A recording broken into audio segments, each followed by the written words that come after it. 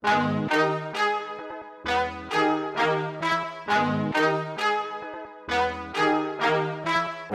of the time, I have no idea what I'm talking about. No one knows what it means, but it's provocative. It's not. It gets the people going. You're now listening to Diagnonsense. Look at all this damage! With Justin Pendergrass and Kurt Honak. You are a sad, strange little man. Then we would just be idiots saying nonsense. It's probably going to suck, to be honest, really is, realistically. Yeah. Set the expectation low, and if we get above it, then, like, good job, you know? Then we sell platinum records. Yeah. I don't think they make platinum records for podcasts. Well, they should. We're going to get a YouTube. We're starting the conversation. Yeah. YouTube will send us money. Yeah. They'll be like, hey, good job. And we'll be like, yeah, optimize us. Please. You need 1,000 followers to be optimized. It's true. So you have to have 1,000 followers and over 400 hours of content. We should just send out one of those emails where it's like, share this with your friends or you're going to get hit by a bus later. That's true. Like, if you don't share this with 20 people, then you're going to be cursed by a djinn. Man, that might have been what happened to me. Yeah. And that kind of segues right into what we're going to talk about today. Yeah. Which is me. Right? Oh, yeah. Thank you guys for coming to Diagnonsense. I'm your host, Justin Pendergrass. I'm here with Kurt Honak. How you doing, Kurt? I'm doing good. Yeah, man. What are we going to do today? What are we talking about, man? It's talking about you. Ooh, I want to talk about you. I want to talk about... Oh. That's not how the song Greatest goes. of all time. That's not how the song goes. I don't know what the song. You don't know that country song? No. Toby Keith. Toby Yeah, Keith. what is it? Oh, okay. He wants to talk about himself. Oh, gotcha. That should be playing right now. It should be. Pull that up, Isaac. Okay. No, I'm kidding. We're going to get demonetized immediately for playing copyrighted music. Copywritten music. Just That's the play new it. thing. Hey, everybody. Thank you for tuning in to Diagnonsense. I'm your host, Justin Pendergrass, here with my co-host, Kurt Honak. How you doing, Kurt? I'm doing great. Yeah, we're going to go to Isaac real quick for some quick housekeeping, and then we're going to get started. All right, boys. So we had Polar Plunge non happen. It got canceled because it was 37 degrees all weekend. So that was unfortunate. However, the Wearable Art Show did happen last week, and it was a success from what I have heard. Also, looking forward, we have a couple events coming up in March. If you want to know more about that, we'll be recording the My House Monthly Update with Michelle. That'll be coming out on the 1st of the month. And speaking of podcasts, not only do we have the My House Podcast's first episode with Michelle and Michael Carson last week that is out there for everyone to listen to, also this week after... Yeah, today we're going to talk about me, I guess. So what do you want to know, Kurt? Well, I've never met you before, so no. Well, let's talk about... Well, probably... Let's start on your life story a little bit. Like, how did you get involved in My House, and like, where did you, like, yeah, probably. I mean, so you've been in Alaska for your whole life? Yeah, man. I was born and raised in Palmer. I've been in Alaska for way too long, you know, so long that it's like I don't want to leave, but mostly because I can't.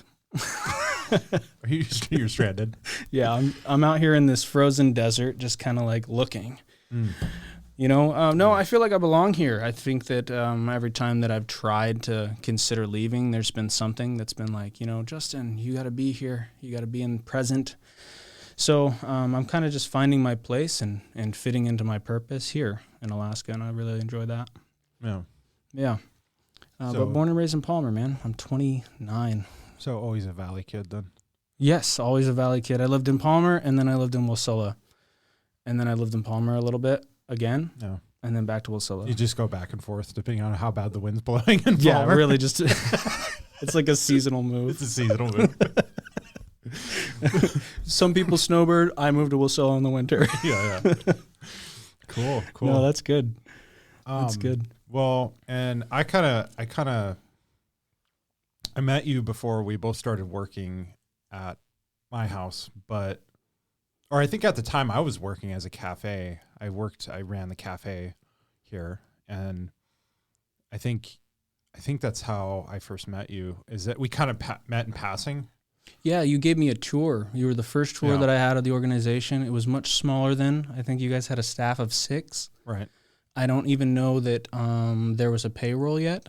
Right. But I'm not sure. When you were on the cafe, you were being paid by 9-Star for a while, right? Yeah. 9-Star helped us out a lot when we were first, because we subsidized that for training. So, 9-Star at first, and then like later on, I think I moved on to Fred Meyer's, and then you became a case manager here, and and then we kind of like started to be friends, and it was weird, right? Because I'd come in, and like I slowly got to know you because we kind of hung out, and then I kind of just inserted myself into your life too. Yeah, it you wasn't did. even like a welcome invite. It was just, it's just like, it's like, dude, we're gonna hang out because all I keep hearing you talk about is StarCraft. Yeah. Let's go do something. Yeah, you started coming to Friday night courts with me, hanging out a little bit. Yeah. Doing those game nights with my wife and your sister and your dad, and those were fun. We used to play Cards Against Humanity like religiously. Right. Oh man, it's a good icebreaker between family and friends. Yeah, it's actually very interesting to find out really who my wife really is. Who she really is. Who she really is. The dark side. No, that game is brutal. I can't imagine playing Cards Against Humanity with my parents. It takes a special amount of trauma to be able to enter that arena. It definitely does. Oh man. That was impressive. And so that's how I knew I could be friends with you, because you could withstand. You're like, if you can put up with me and my sister. Yeah. No, you guys are awesome. No, man. Like I feel like, part of the reason, I gravitated towards you because like, you've been through some stuff too. And there's times where, man, I was really struggling, and kind of in the period where I was working Fred Meyer's, and I was doing some growth, some personal growth, and some, trying to figure out what I wanted to do. I knew that I wanted to do something with peer support, but I didn't know what. And I just remember there are some days that I had, and I remember you just coming over, like it could have been like really late at night, and you were just like there, and you're supportive, and I just was, on days where I was feeling kind of hopeless, it was like, it was nice to have that. And that's something I really like about, everybody that I work with, is I feel like, if I really need them around, I can call them and rely on them. And like, that's where, we used to go to the VHO a bunch. Oh yeah. The VHO. That was hilarious. I love those late night times. Nothing hits better. And it's than a funny, midnight burger from the VHO. Because I can take you places, and you're like, you're appropriate, but it's like just enough to bridge. Yeah, it's just enough to bridge, like to where I can have a good time, and where we're not getting into trouble. So that's good. That feels good. Yeah, man, it didn't always, it was not always like that, I promise you. Yeah. Did you have some rough times in the valley? Oh, maybe. Maybe. Yeah.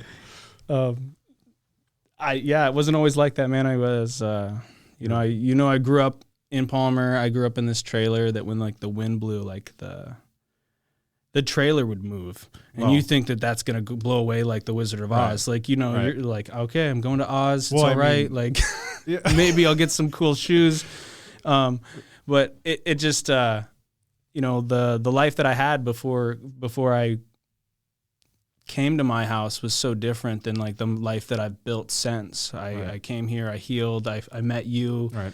I was able to help you through some of that healing, just from the things that I learned. Yeah. And it's really interesting just to see that growth and that change in my life. And of course we'll share some of that stuff with our audience. But yeah, man, I just love being here for people. You know, right. It's about creating that space for people to heal and the space that I needed, the space that I wanted so badly. And I'm learning that as I'm growing and changing and healing still, that, you know, creating that environment for healing is the most important thing that we can do as peers, especially in mental health. Right. You know, especially when we're talking about the things that you and I talk about all the time. Right. You know, those heavy emotions, those drawbacks, those traumatic experiences that we had as young people that we're still processing through now that our brain's fully developed.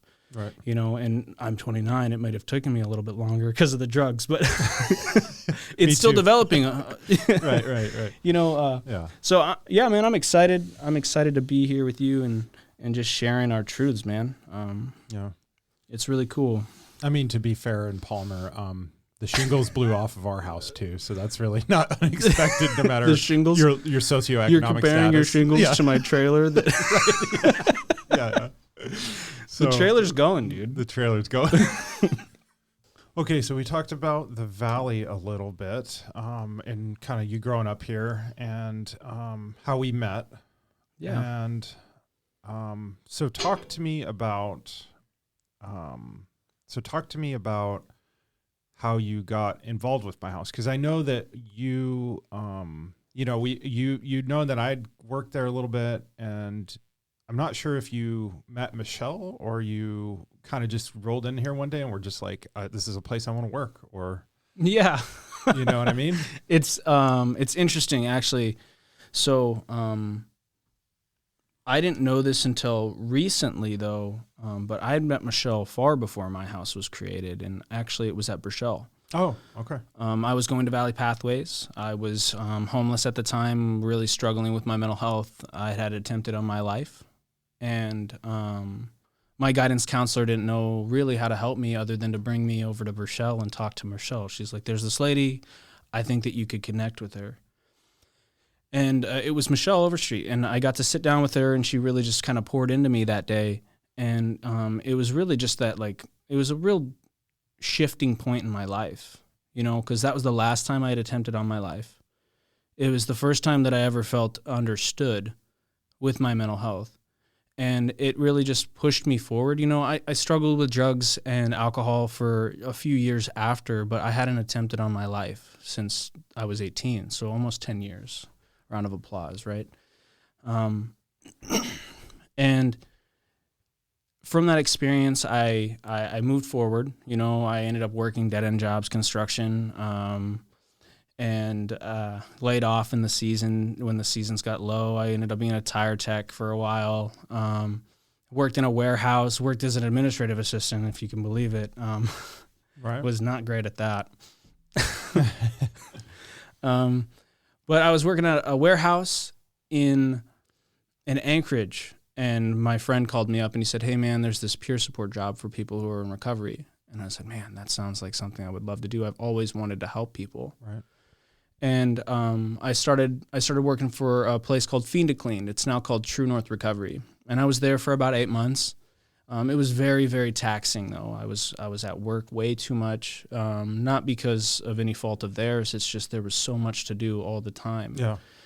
And human services like that kind of, like where people, you know, there's people are neat, you know, they one-on-one time is so important and so valuable. It really is. People, and you know, I can be a lot of things, but I can't be everything. Right.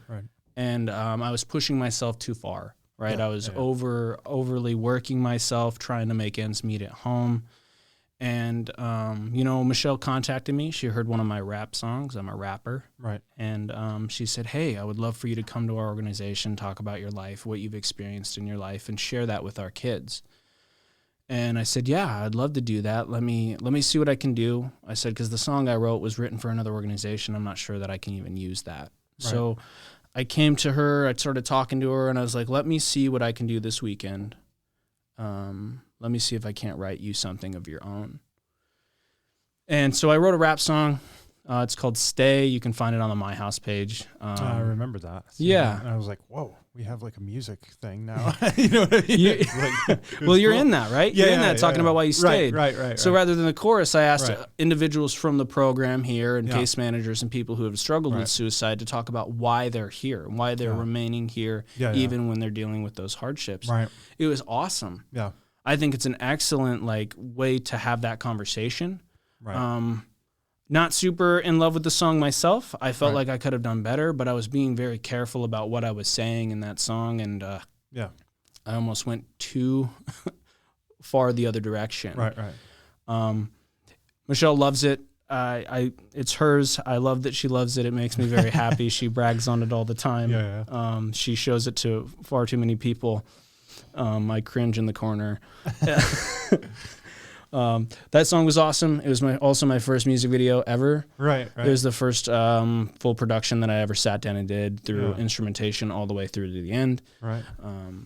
So that was really awesome, and it really just kind of sparked me into that next place for my music as well as my career, because Michelle, she offered me a job here to work as suicide prevention specialist and start really defining what that looks like for our clients. And it's been really awesome. You know, you've gotten to be on one side, both sides of that with me, Kurt, you know?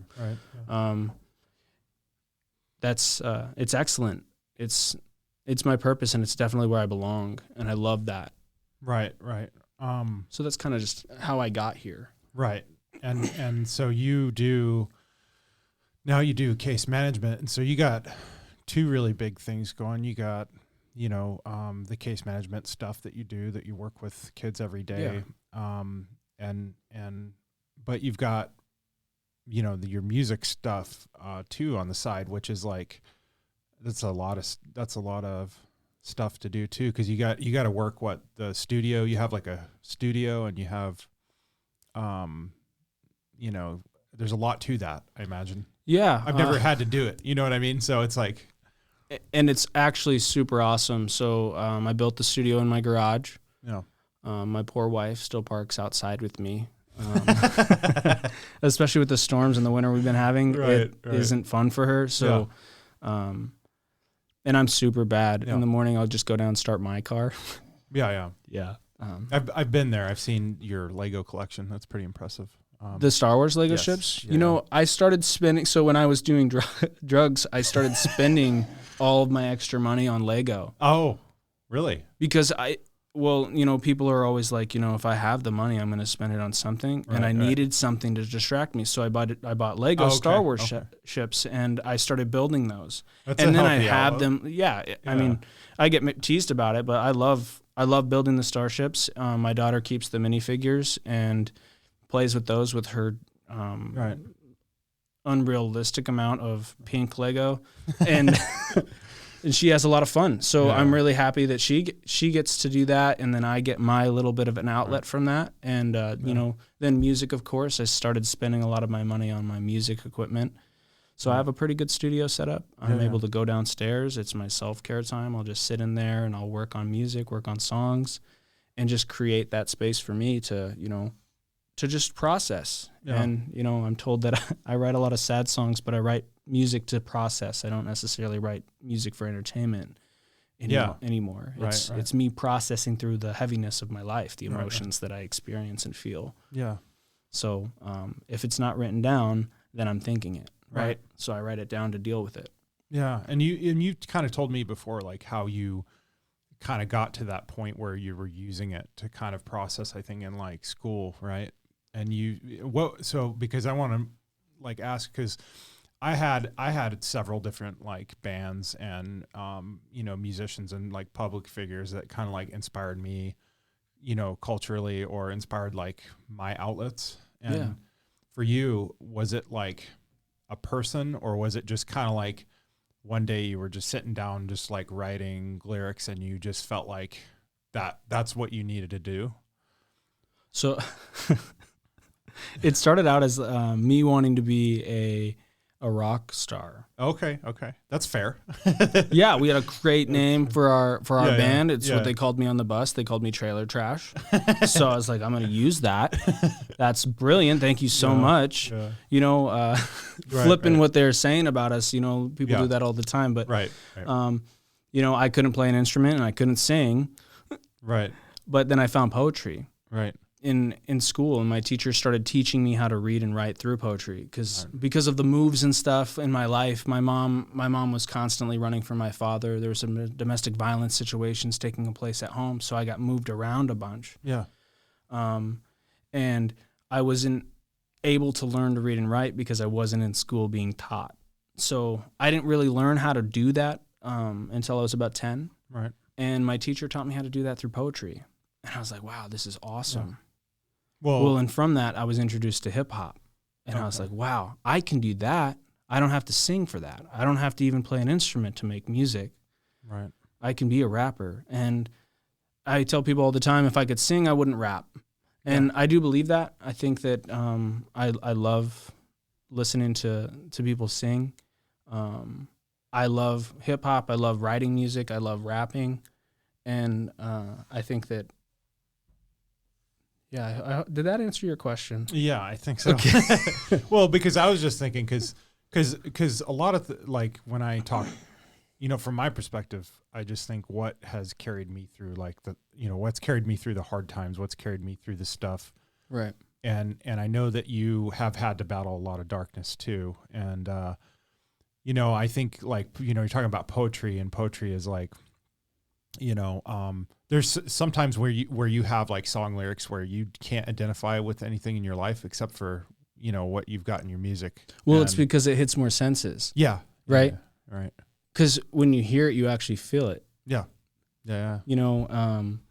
And it paints the picture, so you're actually visualizing it now. Right. Right. The only thing it's not really hitting for you is your smell.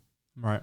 But I mean, you could go into a field of roses or whatever you want to do, and smell and smell that stuff if you'd like. But like that's what music does to us. It creates almost like a release.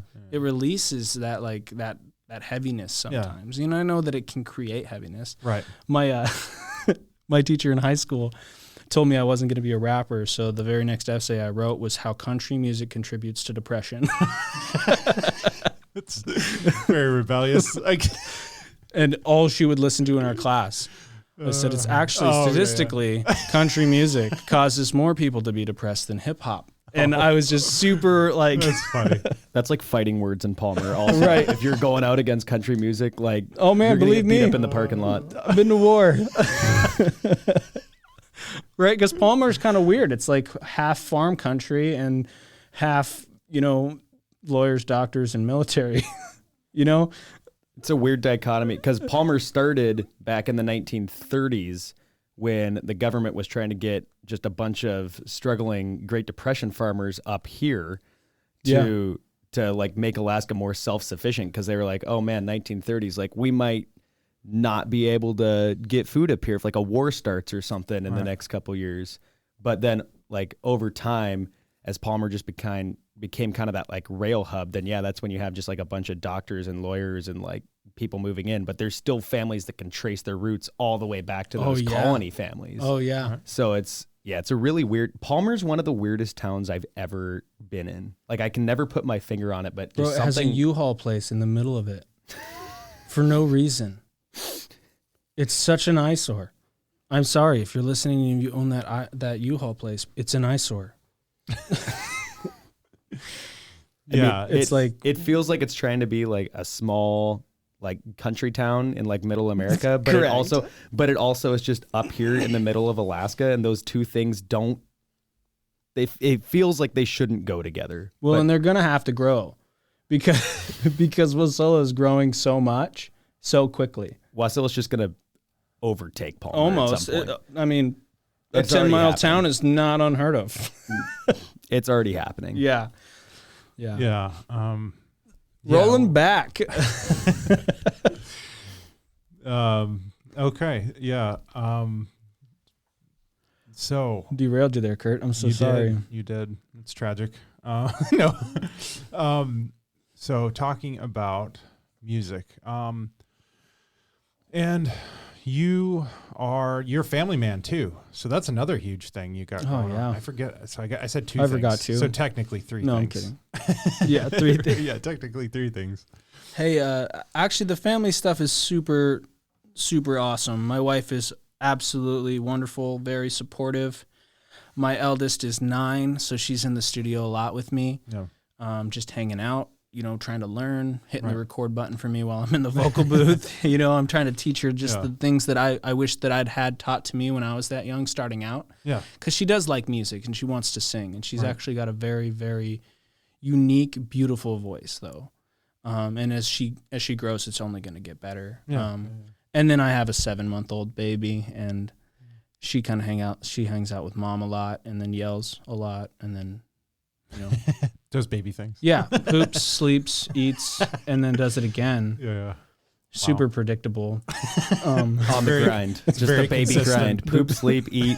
Yep, that's one of those 24/7. T-shirts. Not super difficult baby though. Yeah. Sleeps the majority of the night now, not all of it. But my wife, absolute saint, ends up taking most of the night shifts. Yeah. I need to get on that. My problem is that once I'm asleep, it is almost impossible to wake me up. Except for if my phone dings, I'm up. Right? Because you're on that on-call mindset all the time, and it shifted me.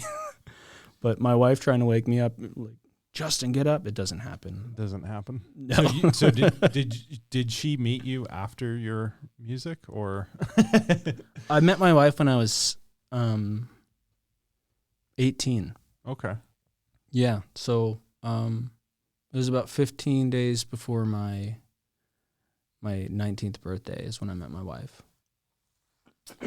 So, yeah, we've been together for 10 years, 11 years now. Yeah. Went to prom together. Were you the prom queen and king? I mean, I wasn't the queen or the king. The prom king. I wasn't. Well, I didn't even go to you that guys- school, so it would have been gotcha. very, very unfortunate if I won You didn't take the for crown. everyone. They'd be like, "Who is this guy? Who is This guy? is rigged." No, it was Palmer High's senior prom that I went to. It was in Anchorage at what's that fancy center called? The Nina Center? No. Yeah, I think The Nina so. Center? I think so. The one with the elevators that take you down. Yeah, like- okay. yeah. I went to Houston, so all these like valley schools that just everyone wants to drive into Anchorage to go have prom at the airport. That's what I did at. What happened to prom being in the gym? Yeah, that's where my. I went to prom Valley was, like- Pathways, bro. We didn't even have a hallway. We walked outside between portables. So talk to me about your relationship with youth, because we work at a drop-in center, and you're Yeah. a suicide prevention specialist. So what does that look like to you? Suicide prevention specialist. I got to pick my title, so that's what I wanted it to be. I volunteered in suicide prevention for a long time before I started working here, so I did have a pretty good understanding of all of the awareness efforts that Alaska's doing. And my big thing is that I don't want to just make people aware of data and what's going on in suicide. I want people to be made aware of the prevention that can take place when you're working with somebody who's struggling with suicide, right? And that means you show up, right? So I'll use you as an example because you're here. You called me that one night. You said, "Man, I'm having a really hard time," and I didn't even question. I just said, "All right, I'll be there in a minute." Yeah. It was what, 11:30, 12 o'clock at night. Something. Right? Still got up and went to work the next day, but Yeah. that's what we got to do for each other. We just got to be there for each other and try to connect with them in those moments, but not try to solve the problem. Right. Because we're not trying to solve a problem. The problem is so much. There's so many factors in what that looks like. I'm not here to solve it. I'm here to be with you in it so that you can work the process and start to solve these issues yourself, right? And that's kind of how I approach prevention, right? I'm not treating you like you're broken or you're destroyed because you're telling me that you want to end your life. Actually, sure you do. Right. Of course. Your life has been super hard. Yeah. It's not uncommon for you to feel that way. My job isn't to help you, change your mind on wanting to end your life. My job is to help you put things into place so that's no longer your first option, right? Because I can't make you not want to end your life. The only person who can do that is you, and you got to work through the process to do that and find your healing. I can't do that for you. Right. I can show you what I've done, but mine was different, right? It's got to be different because it's mine. And I'm happy to sit with people and talk through that process and allow them to vent and say things that, you know, if I said some of the things that I was going through to a counselor, I may have been put into a hospital, right? So I just try to create that space of that healing space that we talked about earlier, you know, so that others can come to me and be like, hey, man, this is what I'm going through and this is how I'm feeling and this is why. Yeah, man, that sucks. I'm so sorry to hear that. Right. You know, I don't have to tell them, you know, well, it's because you're doing this, and this, and, you know, maybe you should stop doing this. And, you know, if you did this, your life would be better. I don't do that because that's not what I'm here for, right? If they ask for my feedback, then I'll give them my feedback, right? Yeah. So I learned this from somebody else, actually, and as you know, I'm picking up tools and stuff as I go because every situation ends up differently. Every call, every suicidal situation ends up different because every person is different. But I learned this from someone. They said, you know, always ask if they want feedback before the conversation starts because you listen different, right? So if you want feedback from me, I need to say, hey, are you looking for feedback or are you looking for a person to vent to? Because I can be both, but I need to know what I'm listening for.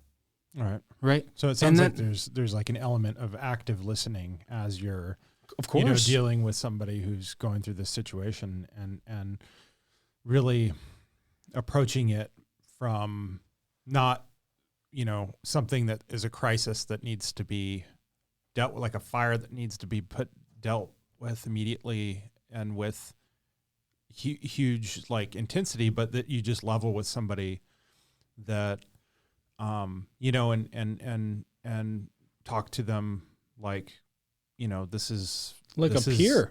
This is not this abnormal sort of like, this like experience that's like, you know, so abnormal that like somebody should be ashamed or somebody should be exactly. It makes them feel like there's a spotlight on them, I guess is what I want to say. Well, you know and we're not. I'm not saying, hey, yeah, that's a great idea. Right. You know, right. Because it's not. And I would, you know, if they ask me, should I do this? I'm going to tell them, hell no, you should not do this. Right. But that's what everyone's saying to them. Right. Everyone's telling them, don't do it. Hey, what about your family? What about your friends? What about all these other people? Right. And I hated that. Right. Except for like, man, we're sad. We're not stupid. Right. You know, right. We're sad. We're not stupid. Except for when people get in these situations where there's like somebody that's like super toxic, that's like encouraging. Oh, you know, of like course, right. Sick, but those people need help too, right? Those are completely different conversations. Right. You know, when we dig deeper into this over the next, you know, 40 or 50 episodes of whatever we end up talking about, you know, from week to week, you know, we'll explore those. Like, when is it okay for this person to need more help than he has, and what to look for, and what are those signs and stuff. Like, those are the things that I'm looking for. We're not doctors, me and you, right? Like, we're peers. We're people who have figured it out a different way, and we want to encourage other people to do that. Right. And I think that that's going to be a really fun experience, you know? It gives us those opportunities to really just like dive in and share our hearts on the matter, and, you know, what we found to work and what we found that doesn't. Right. And I mean, arguably, there's probably hundreds of people who have experienced things similar to us that don't feel that the system works for them. Yeah. And I'm giving a healthy alternative to the system is really what I do. That's what prevention is for me. So I'll meet people in the dirt. If they need more help, then I do refer. Right. I can't do all of it. I can meet you and help you through the process of the healing if you want to heal. If you're not ready to heal, then there are other resources so that you can go and get those medications, which, you know, you can talk about that later, Kurt. Scowl. No. I felt it when I said it out loud. I almost didn't say it. There's counseling, there's therapeutic stuff, there's inpatient stuff. There's religious options. There's other things that you can do, but what I'm offering is something different. It's a person. and it's a humanistic connection. Right. And I think that that's what we're lacking in today's society for, you know, what a peer looks like. What a person who is dealing with suicide needs is somebody who can connect with them on that level, but not engage in it, not make it theirs, right? You are in crisis, Kurt. I don't need to be in crisis with you. I can be outside of the crisis with you and share things with you and help you process it. Right. Yeah. But I don't have to be in it. I don't have to wear that home. Right. And that's what prevention is. Prevention is dirty. Yeah. It's getting in the dirt. It's being with people in their hurts. It's hearing stuff that you don't necessarily want to hear. Nasty stuff. It is, but it's also very beautiful too. Yeah, for sure. You know, when you see those people 6 or 8 months after you had that intervention and they're smiling, you know, and they're healthy. Hey, man, I just got married. Hey, Justin, thank you so much. I just wanted to tell you that time that you came and you showed up for me was the first time anybody did. You know, when you hear stuff like that, you know you're doing the right thing. Right. And that's what prevention is to me, and that's really what I do. That was a long answer. No, that was good though, because that kind of I don't think it's a simple, you know, it's not complicated maybe in its delivery, but it is not a simple reason why we've gotten to this point where we're looking at delivering things like peer support and you know, what you do as a, you know, for suicide prevention. So yeah, man. I think that's a good stopping point, I think. And then next week, what are we talking about next week, Kurt? I'm going to be sharing a little bit of my story and how I became a peer support. Awesome, man. I'm looking forward to diving in with you on that. Thank you guys for tuning in to Diagnonsense. I'm Justin Pendergrass. And I'm Kurt Honak. Thank you guys. Until next time.